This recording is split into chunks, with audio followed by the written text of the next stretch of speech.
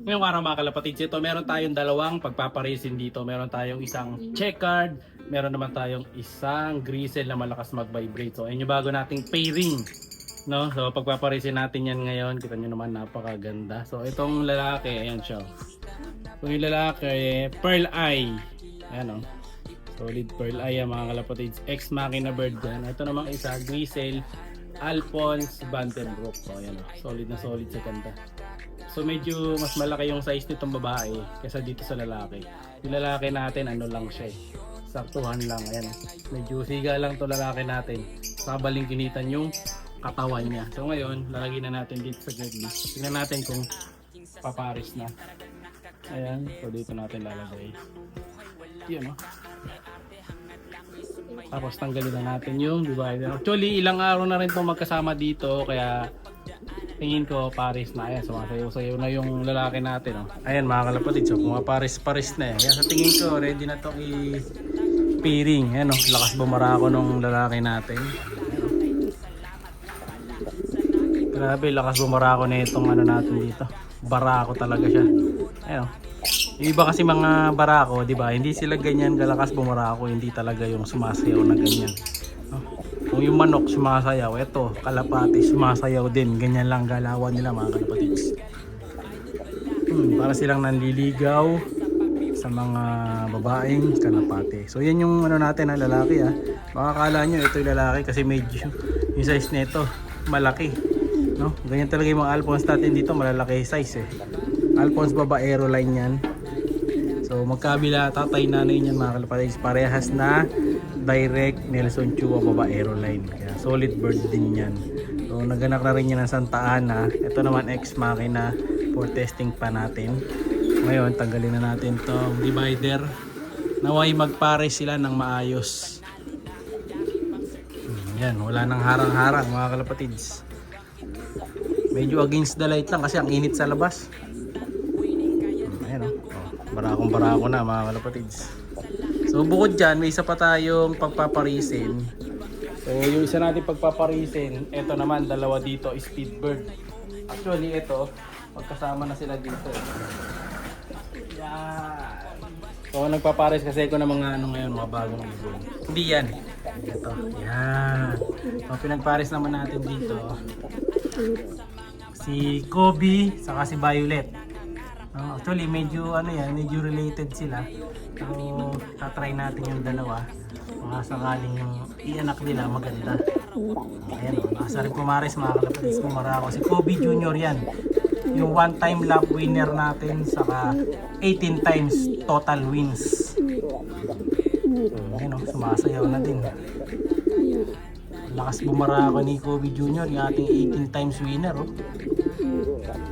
Kapares niya si Violet, yung ating one time winner pulling. Ito, lap winner na to eh. So, lap winner na rin siya dito. Kaya lang hindi na ini-scorean kasi nga na-scorean nung nakaraan.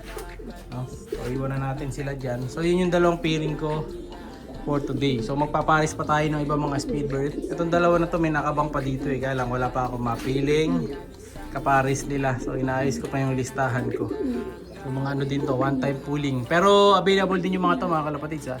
Kung gusto nyo mag-avail ng pang breeder, ayan o, sakto-sakto na yan. Pang breed na yan mga kalapatids. So sakto-sakto na to, pwede nang ipares. Hanapan nyo na lang ng barako. May available din naman tayo ng mga barako dito. Ayan, ito pa ito. Yung mga one time pooling winner natin mga kalapatids.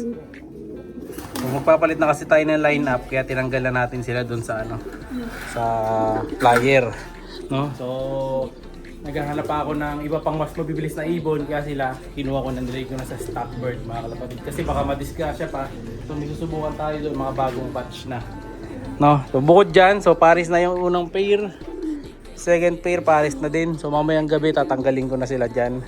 Lilipat ko na sila dito. Ito isa na lang kasi ito in Japan, wala nang katabi. So magpapalit ng pwesto yan. Sino pa ba?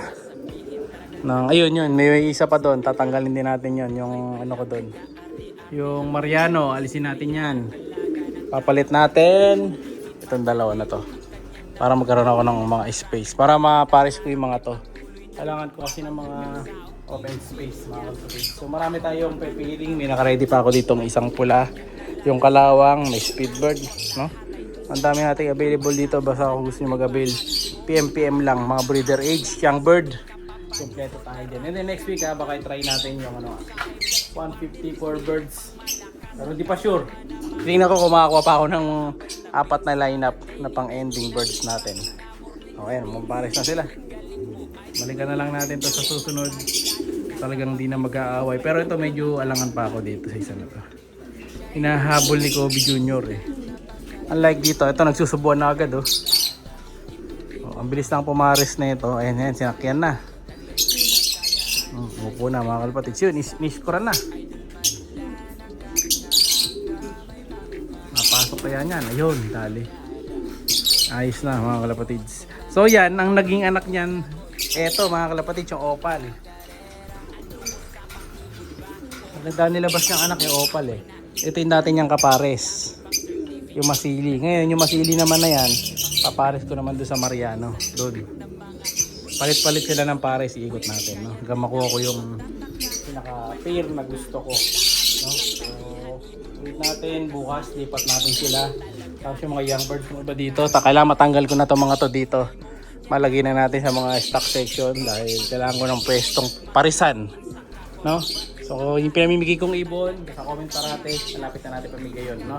So, sa Sabado, kita sa mga vlogger, may outing. Abangan nyo yun, totos natin si Dagit. Bali, ito yung blue bar na nawala ng kapares, mga kalapatids. Kapalitan natin yung pair niya. And then, yung kalawang, ito. Yung tatay ni, paano na ito? Yung ibon natin na kalawang na deads kahapon, ito. Paparisan din natin ang ibang ibon to. So possible dito pares ko na dito yung kalawang din. So kalawang cross kalawang ulit muna tayo, no? Pero sa ngayon, pahinga muna siya. Pero sayang kasi yung ano nila, yung cage, ayan ang laki-laki ng cage nila tapos tag-isa lang sila diyan. Kailangan na malagay ko dito is pares. Kailangan yung mga single na ibon na ganyan sa ganitong cage lang. And lilipat natin sa ganito. Dami ko kasing young bird, ito yung binigay sa akin na 4. Pero pa dito, ayan. More young bird. May nakasolo tayo doon. Ayun, young bird na pang stock ko. Doon ko muna nilagay. Pero pag wala akong choice talaga, dispatchin natin. Lalagay ko na dito yan.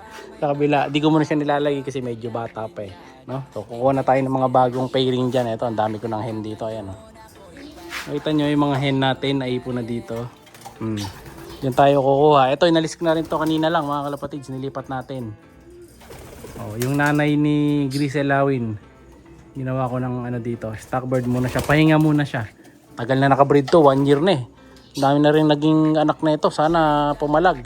Anak niyan yung Grisel doon, mga kalapatids, yung nakatape.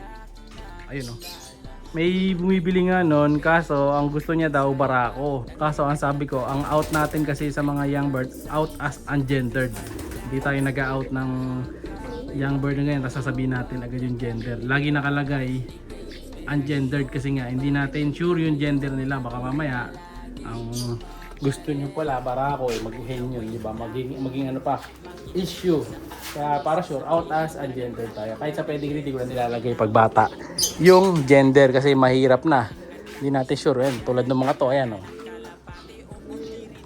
kung malilit ang ilong mukhang mababae lahat pero may lalabas sigurado lalaki dyan, no? Kaya ganun tayo mag out. Siya'y kalapatistang napakagaling na kinakilala.